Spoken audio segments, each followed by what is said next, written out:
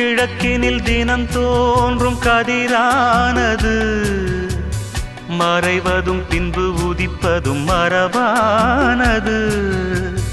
கடல்களில் உருவாகும் அலையானது விழுவதும் பின்பு எழுவதும் இயல்பானது. நிலவினை நம்பி இரவுகள் இல்லை, விளக்குகள் காட்டும் வெளிச்சத்தின் எல்லை. ஒரு வாசல் மூடி மறுவாசல் வைப்பான் இறைவன். நலம் வாழ என் நாடும் என் வாழ்த்துக்கள்.